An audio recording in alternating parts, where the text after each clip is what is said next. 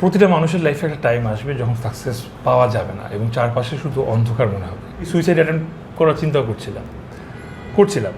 আমি ধরনের চাকরি করছিলাম, সো আমি প্রতিদিন অফিসে রোবটের মতো যেতাম।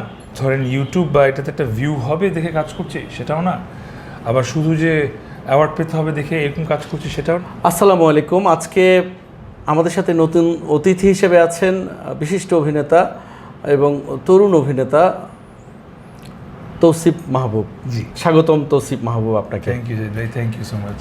Thank you TV for having me.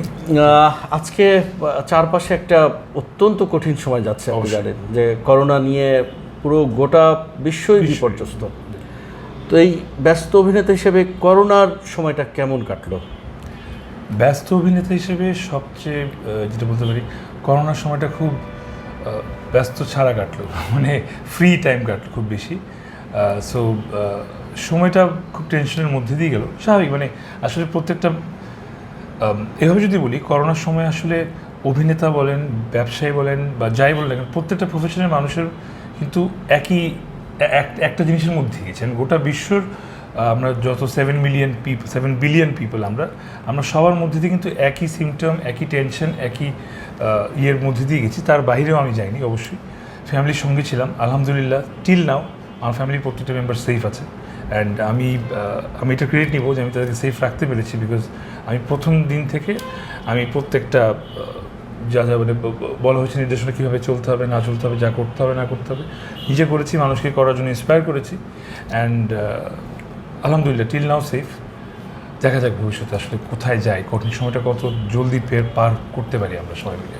তো করোনা তো আমাদেরকে একটা নতুন পরিস্থিতি শেখালো এবং এক জায়গায় একটা মানবিক চিত্র, আবার অমানবিক চিত্র। এবং করোনা আমাদেরকে একটা রূঢ় বাস্তবতাও শিখিয়ে দিল যে আসলে মানুষ অনেক সময় মানুষের জন্য হয় না। তো এই করোনা ঠিক আপনাকে কতটা উপলব্ধি করালো, আপনার বিবেককে, কিংবা আপনার অভিজ্ঞতাটা কি দিয়ে গেল করোনা, কিংবা দিচ্ছে? ওকে, করে গেছে বলতে পারেন, এবং অনেক বড় একটা অভিজ্ঞতা। সেটা হচ্ছে যে এটা আমার ব্যক্তিগত জায়গা থেকে এই যে প্রথম প্রশ্নটা করলেন না, ব্যস্ত অভিনেতা, এই ব্যস্ত অভিনেতা বা ব্যস্ত একজন অভিনেতা মানে সাফল্য পাওয়ার জন্য যেই চেষ্টাটা, যেই কষ্টটা, যেটা গত 5-7 বছর ধরে করে যাচ্ছি, তার মধ্যে দিয়ে আসলে একটা অনেক বড় একটা জিনিস হারিয়ে ফেলেছিলাম। সেটা হচ্ছে কি পরিবার। বিকজ এর মধ্যে দিয়েই আমি আপনাদের দোয়া আমি বিয়ে করেছি, এবং বিয়ের পর আমার 2 বছর কেটে গেছে, তারপর আসলে আমি পরিবারের কাউকে কোনো সময় দিতে পারিনি।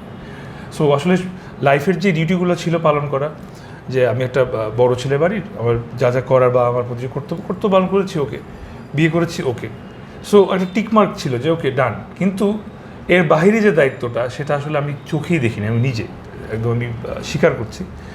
সো এই সময়টা আসলে আমি এই 4 মাসে আমি বুঝতে পেরেছি যে আসলে আমরা মানুষ, আমাদের আসলে শুধু 3 বেলা খাবার দিলেই কিন্তু আমরা বেঁচে থাকতে পারি সুখে শান্তিতে। এর বেশি কিন্তু আসলে আমাদের কিছু প্রয়োজন নেই। অ্যান্ড এই 3 বেলা খাওয়ার জন্য, এই বেঁচে থাকার জন্য, এইটাকে পেতে গিয়ে একটা পয়েন্টে একটা সাকসেসফুল অ্যাক্টর হতে গিয়ে আসলে 3 বেলা খাওয়া ফেলে দিয়ে তখন অনেক দামি গাড়ি, দামি বাড়ি, নাম, অনেক দাম, এইগুলো করতে গিয়ে আসলে মূল যেই জায়গাটা, যে পরিবারের যে 4-5টা মানুষ, ওদেরকেই সময়টা দেওয়া হয় না। অ্যান্ড তারপরে দেখা যায় যে যখন আসলে হয়তো যদি কোনো দিন থ্যাঙ্কস টু আল্লাহ যদি এমন হয়ে যেত যে আমি একটা সাকসেসফুল বড় অ্যাক্টর হয়ে গেলাম, ততদিন হয়তো পরিবারে একজন থাকলো না, এই আস্তে আমি কোনোদিন ভুলতে পারতাম না। সো এইটা আমার সবচেয়ে বড় রিয়েলাইজেশন, যে আমি সময় থাকতে আমি বুঝতে পেরেছি। অ্যান্ড আমি আগে 30 দিন কাজ করতাম মাসে, অনেকে বলতো আমি 40 দিনও কাজ করি মাসে, যদি 40 দিন থাকে। সো সেটাকে আমি এখন শুধু করোনার কি পিরিয়ডের জন্য না, আমি চিন্তা করছি ফুল লাইফ টাইমের জন্য আমি 50-50 করে নেব। সে কাজ 50%, ফ্যামিলি 50%, এটা আমি টিল ডেথ আমি পালন করতে চাই। তার মানে করোনা আপনাকে একটা বিশাল লেসন দিয়ে গিয়েছে। অনেক বড় লেসন দিয়েছে। ইয়েস। তো এই যে ব্যস্ত মাহবুব তৌসিফ মাহবুব, তো এই যে ব্যস্ত তৌসিফ, তার শুরুটা হয়েছিল অল টাইম দৌড়ের উপর দিয়ে, রাইট? এই যে অল টাইম দৌড় থেকে এখন সেই দৌড়ের অবস্থাটা কি, এই যে ব্যস্ত আবার হয়ে ওঠে? হ্যাঁ, এখন ওই যে যেটা বললাম যে হ্যাঁ ব্যস্ত অবশ্যই। এখন সত্যি কথা বলতে করোনার পর বা করোনার সিচুয়েশনে আসার পরে প্রথম কোনো ইন্টারভিউ দিচ্ছি আমি। মাঝখানে তো ফেসবুকে লাইভে অনেক কথাবার্তা হচ্ছে, বাট এইভাবে সামনাসামনি ভাইয়ের সঙ্গে বসে কোনো হয়নি। তো এখানে বলা যায় যে এর আগে, করোনার আগে, এই সিচুয়েশন আগে, প্যান্ডেমিকের আগে যে ইন্টারভিউগুলো ছিল, তখন আমি বলতাম যে ওই যে অল টাইম দৌড়ের উপর দৌড়ানো শুরু করছি, এখনও দৌড়াচ্ছি, বাট এখন বলবো না আমি আর দৌড়াচ্ছি না। আমি থেমে, আমি 4 মাস বসেছিলাম, ঘুমিয়েছি, চিন্তা করেছি, এখন আমি আস্তে আস্তে হাঁটছি। সো এটা বলতে পারি দৌড় থেকে পেছনে এসে হাঁটছে। এখন আমি হাঁটছি, আর আমি এবার আমার পাগুলো আরও দৃঢ়ভাবে আমি দিতে পারছি। তো তৌসিফের তো স্বপ্ন ছিল, ইচ্ছে ছিল ইঞ্জিনিয়ার হওয়ার, সে তো ইঞ্জিনিয়ারিং পাশও করলো। তো ইঞ্জিনিয়ারিং থেকে আবার অভিনয়ে, র্যাম থেকে আবার অভিনয়, সেটা কি করে? একটু প্যাচালো বিষয়টা, জিলাপির প্যাচের মতন। আসলে ইঞ্জিনিয়ারিং স্বপ্নটা আমার বাবার ছিল, আমারও ছিল একটা পয়েন্টে, বাট ইঞ্জিনিয়ারিং পড়তে পড়তে আমি বুঝলাম সামহাউ যে আমি হয়তো এটা আমার জন্য না। থ্যাঙ্কফুলি তখন আমি একটু অনেক বেশি সিনেমা প্রেমিক, তখনই দেখতাম যে তখন একটা মুভি বেরোলো 3 Idiots, যেখানে পুরোপুরি ইঞ্জিনিয়ারিং রিলেটেড একটা ঘটনা আমাদের ইন্সপায়ার করলো যে তোমার জন্য যদি ইঞ্জিনিয়ারিং না হয়, তুমি যেটা তোমার জন্য সেটা তুমি করো, find your self. I was really inspired. And তারপরে হয়তো সাবকনশিয়াসলি আমি হয়তো জিনিসটাকে নিজেই নিয়েছিলাম যে আচ্ছা আমি তাহলে যেটা বেটার, যেটাতে আমি ফিল করবো আমি বেটার, সেটা আমি করবো। তখন আমি জানতাম না অভিনয় আমি করবো। অভিনয় আসলে একরকমভাবে ওই যে সব কিছু করার চেষ্টার মধ্যে দিয়ে একটা জিনিস যখন, যেটা আমার মনে হচ্ছে যে ইয়েস এইটা আমাকে দিয়ে হবে, এবং এইটাতে আমাকে অনেকেই বলছে তুমি পারবা, তুমি এটা করো, সেই সাহসটা আমাকে জুগিয়েছে। ইনফ্যাক্ট আমার বাবাও আমাকে শুরুতে বলেছে যে আচ্ছা তুমি হয়তো পারবা, চেষ্টা করে দেখো, কিন্তু বেশি সময় নষ্ট করো না, কারণ তোমার ডিগ্রির ভ্যালুটা চলে যাবে। সো আলহামদুলিল্লাহ আব্বু এখন ভেরি হ্যাপি। অ্যান্ড আমিও আব্বুর একটা স্বপ্ন পূরণ করার পরে আমার নিজের স্বপ্নটা পূরণ করেছি। এই কারণে আমি আবার বলবো যে আমি থ্যাঙ্কস টু অলমাইটি আল্লাহ যে আমি সবার মন রক্ষা করতে পারছি। অভিনয়ের বিষয়ে কিন্তু একজন ইঞ্জিনিয়ারিং থেকে অভিনয়ের খুব মানে আলোচিত একটা ব্যক্তিত্ব, যে সুশান্ত রাজপুত। হ্যাঁ, তিনি তার জীবন থেকেই নিজেকে নিজে সরিয়ে নিয়েছেন। তো তারও ইচ্ছে ছিল ইঞ্জিনিয়ারিং খুব ভালো ছাত্র ছিলেন, শিশু লাস্ট সেমিস্টার বা 2 সেমিস্টার আগে তারপরে তিনি প্যাশন হিসেবে অভিনয়কে বেছেছিলেন। তো এই যে ডিপ্রেশনটা, এরকম কি কখনো নিজের মধ্যে আসে? হ্যাঁ, অনেক আসে। ইনফ্যাক্ট উনি আমার চেয়ে 3 বছরের বড় ছিলেন, আর একরকম ভয় বলতে গেলে, যদিও ওনারা অনেক সিনিয়র, মানে যদি আমি গোটা বিশ্বকে এক করে বলি, ওনারা তো অন্য ইন্ডাস্ট্রি, বাট আমি ওনাকে পার্সোনাল পছন্দ করতাম। এটা একটা অনেক বড় কারণ ছিল। আমার মা সামহাউ, উনি যখন প্রথম হিন্দি সিরিয়াল শুরু করেন, সে একরকমভাবে ভাবতো যে মানে উনি সামহাউ দেখতে আমার মতন, কেন আমি জানি না, আমার সাথে কোনো রিফ্লেকশন নেই, কিছু নেই। আমি বলতো আমার হাসিটার সঙ্গে নাকি তার খুব হাসির মিল আছে। সো সামহাউ আমারও তার প্রতি ইন্টারেস্ট জাগলো, অ্যান্ড সে যখন মুভিতে আসলো, তার ফার্স্ট ফিল্ম কাইপোচে থেকে লাস্ট ফিল্ম পর্যন্ত প্রত্যেকটা মুভি আমার খুব পছন্দের মুভি, খুবই পছন্দের মুভি। ডিপ্রেশনের কথা বললে অনেকগুলো কথা বলতে হয়, ছোটো করেই বলি। ডিপ্রেশন প্রতিটা মানুষের লাইফে আসে, সেটা অভিনেতা হোক, সেটা একজন ব্যবসায়ী হোক, একজন জার্নালিস্ট হোক সম্মানিত, প্রতিটা মানুষের লাইফে একটা টাইম আসবে যখন সাকসেস পাওয়া যাবে না এবং চারপাশে শুধু অন্ধকার মনে হবে। আমার এক খুব কাছের বড় ভাই, যেখানে আমরা কাজ করছিলাম, সেই আমাকে বলেছে যে যখন তৌসিফ তুমি এরকম একটা সময় থাকবা, আমি সবার উদ্দেশ্যেই বলছি যদি কারো হেল্প হইতে, যে যখন তুমি এমন একটা সময় থাকবা যখন তুমি কোনো কিছু আলো দেখতে পারছো না এবং মনে হচ্ছে যে সব শেষ, সব কিছু শেষ আর ভালো কিছু হওয়া সম্ভব না, তখন তুমি যদি সম্ভব হয় বা এটা সম্ভব দেখি করবা, তুমি যদি নিজেকে, তুমি তো শুটিং করো তো তুমি জানো, তুমি নিজেকে রেখে যদি বাইরে এসে মনিটরে বা নিজের জীবনটাকে একটু দূরে থেকে একটা 5তলা বিল্ডিংয়ের উপর থেকে উঠে দেখো, তখন দেখবা যে তুমি হয়তো একটা জামে আটকে পড়েছো, যে জামটা এখন মনে হচ্ছে যে এই জাম তো 3-4 ঘন্টা 5 ঘন্টা কখন ছাড়ে না ছাড়ে, খুব প্রেশারে পড়ে গেছি। বাট যখন আমরা অনেক উপর থেকে দেখবো বা গুগল ম্যাপে যখন দেখবো, তখন দেখবো যে জামটা আসলে কিছুটা জায়গা, তারপরে শুধু সবুজ সিগন্যাল, ফাঁকা রাস্তা, আবার সামনে জাম আছে। সো লাইফটাকে মাঝে মাঝে হয় না আমরা বাক্সবন্দি হয়ে গেলে, বাক্সের বাইরে থেকে যদি একটাবার একটাবার দেখতে পারি, তাহলে হয়তো এরকম নেগেটিভ ধারণা কখনোই আসবে না। অ্যান্ড আমার যখন ডিপ্রেশন আসছিল, তখন আমার এক ভাই আমাকে এটা বলেছে, অ্যান্ড আমি ইনস্ট্যান্টলি জিনিসটা বুঝতে পারার কারণে আমি বলছি ওকে, আমি এখন একটা বাক্সের মধ্যে বন্দি আছি, তার মানে এই না আমি আজীবন থাকবো, আমাকে এটা পার করতে হবে। অ্যান্ড এটার মানেই জীবন মানেই সংগ্রাম চালিয়ে যেতে হবে। সো ডিপ্রেশনের ক্ষেত্রে আমি এটা বলবো। অ্যান্ড ইনফ্যাক্ট সুশান্ত সিং রাজপুত উনি সুসাইডের পরের দিন, আমি নিজে মেন্টালি খুব ট্রমার মধ্যে ছিলাম, আমি 3-4 দিন আমি ইনফ্যাক্ট কারো ফোন ধরে নিয়ে করি নেই, বিকজ এটা নিয়ে এখন অনেক অনেক কিছু বলা হচ্ছে, অনেক কিছু নড়চড় করা হচ্ছে। হ্যাঁ, অনেক হয়তো অনেক রকম অ্যাডভান্টেজ নিয়ে অনেক কিছু বলছে, ডিসঅ্যাডভান্টেজ, সেটা হয়। সো বাট জাস্ট একটা মানুষের মৃত্যুর নিউজ এবং সেটা সুইসাইড জানার পরে আমার যেই রিয়াকশনটা হয়েছিল, সেটার কারণে আমি since he was an actor and আম্মু বাসার মধ্যে বলতেছিল আল্লাহ রে, মানে ছেলেটার দেখতে তোমার মতন, আমার তো মনে হচ্ছে আমার আরেকটা ছেলে মারা গেছে, কান্না পাচ্ছে। সো আমি একটু ডিপ্রেশনে চলে গেছিলাম ওনার ব্যাপারটা ভেবে। অ্যান্ড তারপর না আমি ওনাকে নিয়ে একটা লেখা লিখেছিলাম আমার ফেসবুকে। আমি ইউজুয়ালি ছবি দিই ফেসবুকে, আমি কখনো লিখি না। আমি লিখতে পছন্দ করি, সেটার জন্য আমার আলাদা ডায়েরি আছে যেটা আমি কাউকে দেখাতে চাই না।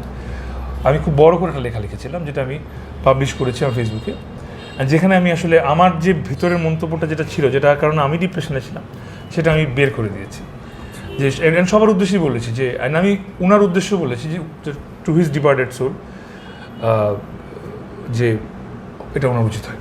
তার মানে তৌসিফ নিজে বলছে যে সেও রক্ত মাংসের একজন মানুষ এবং তারও ডিপ্রেসড হতে হয় কিংবা হয়েছিল সে। তো এই ডিপ্রেশনটা কী নিয়েছিল? হিসাব করে বলতে পারবো আসলে লাইফে আমি 2বার আর 3বার ডিপ্রেশনে পড়ি। একবার হচ্ছে গিয়ে ভালোবাসাজনিত কারণে, এটা হয় সবাই, প্রথম ছাকা খেলে সবাই একটু ডিপ্রেশনেই যায়। আর আঙ্কাল ছিল তখন, ওটা ডিপ্রেশন বলা যায় বা কি যায় আমি জানি না, বাট এনিওয়েজ ওইটা একটা ছিল। আর লাস্ট ছিল আসলে ওয়ার্ক রিলেটেড, হয় না যে কাজের একটা পর্যায়ে এসে আমরা আটকে যাই। আমার যেটা হয়েছিল যে কাজের একটা পর্যায়ে এসে আমি আটকে গিয়েছিলাম, তখন আমি বুঝতে পারছিলাম না যে আসলে কোন দিকে যাব, কী করব। একবার মনে হচ্ছিলো আচ্ছা আমি তো ইঞ্জিনিয়ার, ব্যাক করি ইঞ্জিনিয়ারিং ফিল্ডে। তখন মনে হচ্ছিলো যে আমার ফ্রেন্ডরা যারা ইঞ্জিনিয়ার ওরা তো অনেক দূর এগিয়ে চলে গেছে, ওরা একজন এখন হয়তো কোনো কোম্পানির এমডি বা কেউ কোনো একটা জায়গায় চলে গেছে। সো 10-12 বছর হয়ে গেছে ইঞ্জিনিয়ারিং ডিগ্রি। সো তারপর আবার আব্বুর বিজনেস দেখবো, তাহলে আবার আব্বু বলবে তাহলে তুই, মানে একটা জায়গা থেকে কোথাও জায়গাটা শুনতে হবে জিনিসটা। সো এইটার মধ্যেই যখন যাচ্ছিল যে কী করবো না করবো, so thankfully there was someone who told me যে কী ভাই তুমি তো ভালোই করো, তুমি খুব ভালো, তুমি ইউর অসাম, তুমি জাস্ট এখন এই মোমেন্টে তুমি এটা নিজে হারায় ফেলছো, একটু সময় দাও, নিজে আবার একটু খুঁজো, পেয়ে যাও। তো আসলে সুশান্তকে নিয়ে যত আলোচনা মানে হোক আর যাই হোক, আসলে তো আমাদের পাড়া মহল্লায় অনেক সুশান্ত আছে এবং অবশ্যই আজকে রাতে কিংবা কাল কিংবা আগামীতে অনেকে এরকম আত্মহননের প্রস্তুতি নিচ্ছে কিংবা তাদের পরিস্থিতি ঠেলে দিচ্ছে। এই মানুষদের জন্য আপনার কি মেসেজ? মানে যারা ঠেলে দিচ্ছে, নিজেদেরকে ঠেলে দিচ্ছে আত্মহননের পথে, হ্যাঁ ওদের জন্যই আর কি। আসলে যে আগের কথাগুলো বলছিলাম ওগুলো থেকে আপনারা একটা জিনিস বুঝতে পারবেন যে আমি কি করেছি আমি বলি তোমাদের বললাম যেহেতু তরুণীর জন্য। হ্যাঁ অবশ্যই। সেটা হয়েছে যে আমরা সবাই ভালোবেসে ফেলি কাউকে না কাউকে, পছন্দ। অ্যান্ড ভালোবাসা একটা ভালো জিনিস, একটা পজিটিভ জিনিস। সেই পজিটিভ জিনিসটা যখন আমরা অনেক পজিটিভিটি দিয়ে অনেক কিছু করে অনেক পরিশ্রম করে অনেক করে দেওয়ার পরে যখন ওই মানুষটার কাছ থেকে এমন কিছু দেখবো যেটার কারণে আসলে সব কিছু মনে হবে যে একদম মানে কোনো মূল্যই ছিল না, তখন আসলে জীবনটা মূল্যহীন মনে হওয়াটাই খুবই স্বাভাবিক। আমরা সিনেমায় দেখি যে মানুষ যে হার্ট ব্রেক হলে খাবার খায় না, এই করে ছয়খালি করছে। বাস্তবে সেটা আমার সঙ্গে ঘটেছিল। আমার 3-4 দিন আমার কোনো ক্ষুধা লাগেনি, অনেক কিছু হয়েছে। একটা পয়েন্টে মনে হচ্ছে লাইফের কোনো মিনিং নেই। অ্যান্ড আমি ইংলিশে বলি সুইসাইড অ্যাটেম্প করার চিন্তাও করছিলাম। আমি তখন একটা চাকরি করছিলাম। সো আমি প্রতিদিন অফিসে রোবটের মতো যেতাম, ভাবতাম এটা কোনো লাইফ না, আবার ফেরত আসতাম, কারোর সঙ্গে কথা বলতাম না। ওই পয়েন্টে ওই জায়গা থেকে আমার যেটা মনে হয় যে একটাবার নিজের বাবা মার চেহারাটা যদি দেখা যায় খুব ভালোভাবে, মুখটা আসলে খুব মানে হয় কি কারোর দিকে তাকাতে ইচ্ছা করে না, তাকাই না, দেখি না, পৃথিবীটার রঙটা দেখতে পাই না, পৃথিবীর রঙ দেখতে হবে না। জাস্ট ওই সময় ভালোবাসার ক্ষেত্রে আমাদের তরুণীদের ক্ষেত্রে যেটা হয় যে বাবা মাকে জানাতে পারি না আমার এটা হয়েছে। বাবা মাকে যদি একটাবার বলতে পারি, বলার প্রয়োজনও নাই। যদি মনে হয় যে বাবা মাকে বলার সাহসটা নাই, বাবা মার চোখের দিকে একবার তাকালে বাবা মা বুঝে যাবে যে তোমার মধ্যে কী চলতেছে। এটার নামই বাবা মা। অ্যান্ড একটার বাবা মার দিকে তাকালে তুমি আমার চোখে পানি চলে আসতেছে, বিকজ আমি যখন বাবা মার দিকে তাকাইছি আমি বুঝছি যে এটা পসিবল না।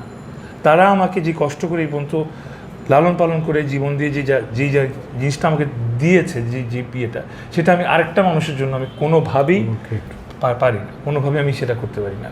ইনফ্যাক্ট আমাদের পৃথিবীর আমাদের সবচেয়ে বড় গিফট বাবা মার চেয়েও আল্লাহ আমাদেরকে যে গিফটটা দিয়েছে, দ্য গিফট অফ লাইফ। আমাদের জীবনটা একটা অনেক বড় গিফট, অনেক বড় একটা গিফট। অ্যান্ড তুমি আজকে যদি কাউকে একটা গিফট দাও, সে যদি সেই গিফটটা তোমার সামনে ছুঁড়ে ফেলে দেয়, তোমার কেমন লাগবে? আল্লাহর কেমন লাগবে যখন তুমি সেই গিফটটা ছুঁড়ে ফেলে দিচ্ছ? So please don't think about this is not an option, this is not an option.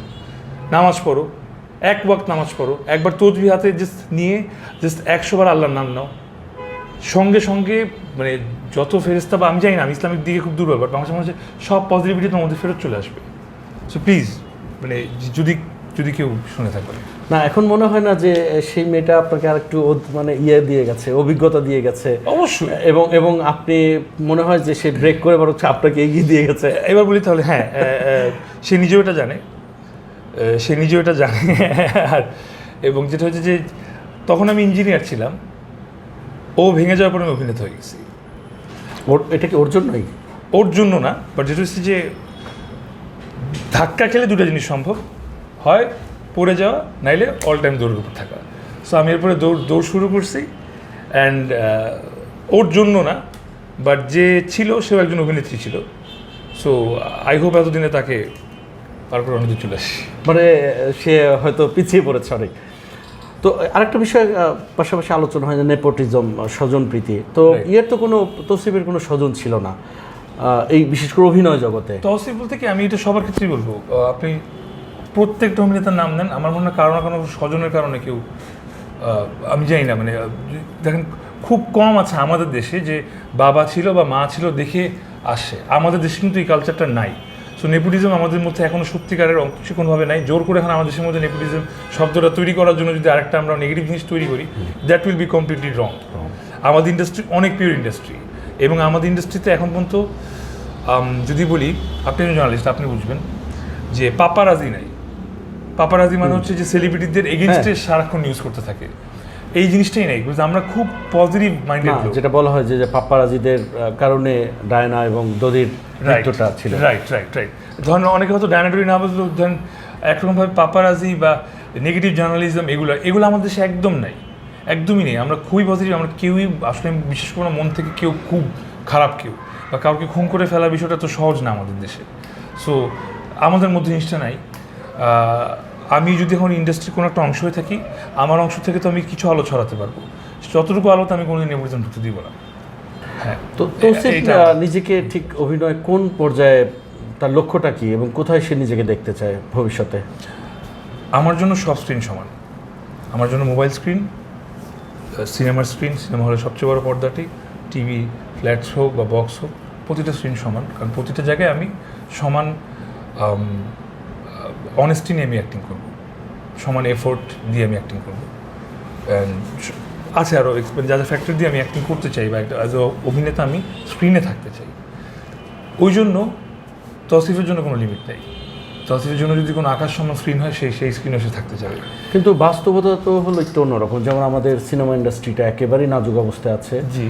Television ইন্ডাস্ট্রিটা খুব বেশি ভালো আছে সেটাও বলা যাবে না। এখন নতুন যে সম্ভাবনা ওটিটি কিংবা ওয়েব প্ল্যাটফর্ম, তো তৌসিফ নিজে আসলে কোন প্ল্যাটফর্মে কাজ করতে স্বচ্ছন্দ বোধ করে? আমি যে আগে বললাম যে আসলে আমি এই জিনিসটাই বললাম, আমি ডিরেক্টলি বলি, কোনো প্ল্যাটফর্মের সঙ্গে আমার স্বাচ্ছন্দ্যবোধ বা কোনো ইয়ের সঙ্গে আমার কোনো ইয়ে নেই। আমি শুধু যে ধরেন ইউটিউব বা এটাতে একটা ভিউ হবে দেখে কাজ করছি সেটাও না, আবার শুধু যে অ্যাওয়ার্ড পেতে হবে দেখে এরকম কাজ করছি সেটাও না, বা আমি সিনেমায় চলে যাব দেখে আমি মিউজিক ভিডিও করছি, ড্যান্সের, সেটাও না। আমার কাছে আমার নীতি অনুযায়ী, আমি as a Tawsif Mahbub human being অনুযায়ী আমার যে কাজটা পছন্দ মনে, যে কাজটা আমি করতে চাই, অ্যান্ড যে কাজটা খুব ইম্পর্টেন্টলি এই সময় মানুষরা পছন্দ করবে, আমি শুধুমাত্র নিজের জন্য কাজ করলে হবে না। এই যুগের আমার যারা অডিয়েন্স আছেন, আমার না সবার যে অডিয়েন্সরা যারা আছেন, তারা যে কাজটা দেখতে স্বাচ্ছন্দ্য বোধ করবে, সেটা আমার নিজের একটা ওয়ে আছে আমার রিসার্চ করার। সেটা বলতে গেলে আরও 2টি ইন্টারভিউ লাগবে। আমি সেটা রিসার্চ করি প্রতিবার, কোনো ঈদ আসলে বা আসলে আমি সেটা অ্যাপ্লাই করে আমি করি, অ্যান্ড স্টিল নাও 50% বা 60% সাকসেসফুল আমার ইয়েতে। সো যদি এমন সময় চলে আসে যে না শুধু ওটিপিতেই থাকতে হবে, হয়তো তখন শুধু সেটাই করবো। বাট যেহেতু অভিনয়টা ফার্স্ট প্রায়োরিটি, সেটার জন্য যেটা প্রয়োজন সেটা করবো।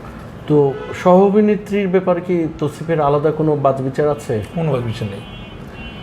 একটা বাছবিচার আছে, আমি যে পরিমাণ অনেস্টি দিয়ে অ্যাক্টিং করি সে পরিমাণ অনেস্টি দিতে হবে। আচ্ছা, আমি যদি কোনো পরিমাণ ডিসঅনেস্টি দেখি বা যদি দেখি যে তার আসলে এটার পিছনে অন্য কোনো ফায়দা আছে, যেটা মানে খুব কম পড়ে না ইউজুয়ালি।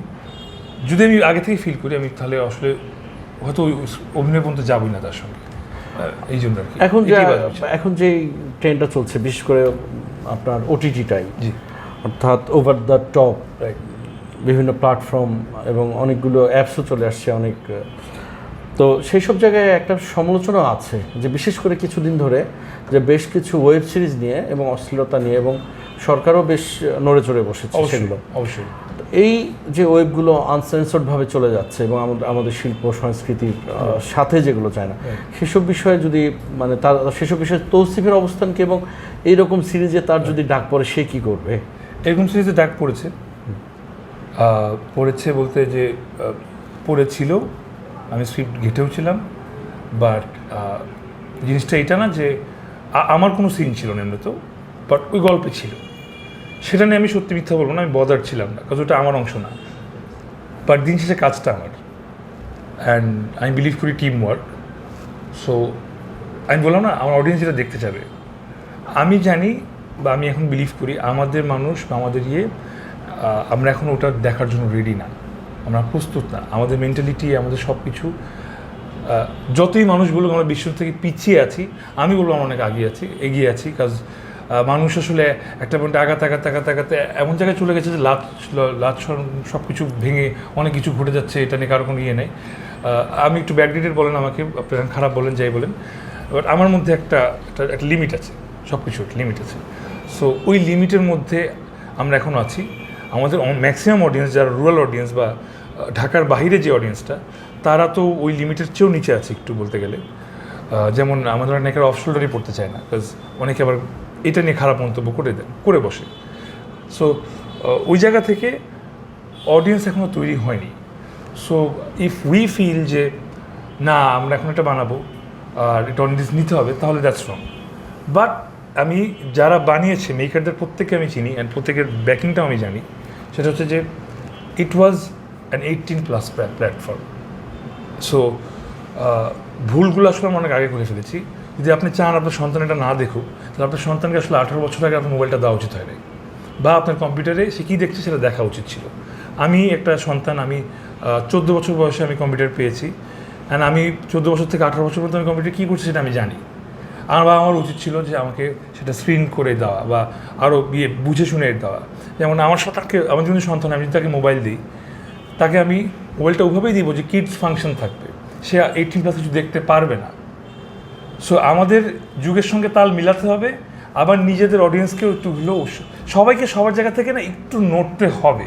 নাহলে আবার একজন বসে আছি আঁকড়ে ধরে যে আমরা উঠবই না, আবার একজন বলছে না আমরা উঠবো, তাহলে আমরা না ছিঁড়ে যাব, মানে মাঝখান দিয়ে ফিরে যাব, আমাদের নিজস্ব কোনো অস্তিত্ব থাকবে না।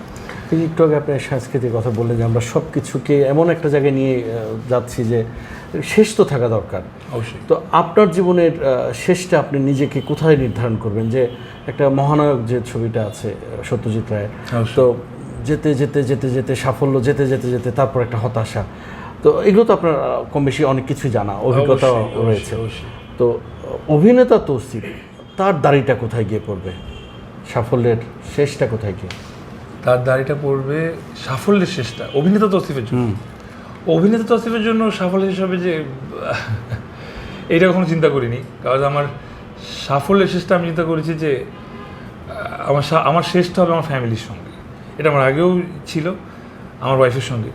যদি খুব ভালো হয় যে আমি কোনোদিন জানিয়ে যেতে পারি যে এটা আমার লাস্ট কাজ, এরপর আমি কাজ করব না, অ্যান্ড এরপর থেকে আসলে আমি যেটা করবো অন্য কিছু করবো। সেটা এমন হতে পারে 1 বছর পরে হতে পারে, 5 বছর পরে হতে পারে, সময়ের উপর ডিপেন্ড করবে আসলে। আর ইচ্ছাটা আসলে জানিয়ে যাওয়া যেটা শেষ। তৌসিফ, আপনাকে এনটিভির পক্ষ থেকে অসংখ্য ধন্যবাদ, এবং শেষ করব আমরা এনটিভির দর্শকদের জন্য আপনার কি বলার আছে সেটা শুনে। থ্যাংক ইউ জাহিদ ভাই, থ্যাংক ইউ এনটিভিকে সবার আগে আমাকে আজকে এখানে ডাকবার জন্য। আর দর্শকদের উদ্দেশ্যে অবশ্যই বলবো, আপনারা সবাই এখন টিভি কম দেখছেন, খুবই খারাপ একটা জিনিস। একসময় আপনারা টিভি দেখার জন্য অনেক ভিড় করে অনেক জায়গায় দেখতেন, বা যদি মনে করে থাকেন 10 বছর আগের কথা, হয়তো পাশের বাসায় টিভি দেখার জন্য যাওয়া লাগতো। আজকে মোবাইলের স্ক্রিন চলে আসছে দেখে আপনারা টিভি দেখতে চাচ্ছেন না, that is very wrong. So TV is something যেটা হচ্ছে কি আমাদের রুট, আমাদের টিভি মিডিয়ার ফিল্মের রুট।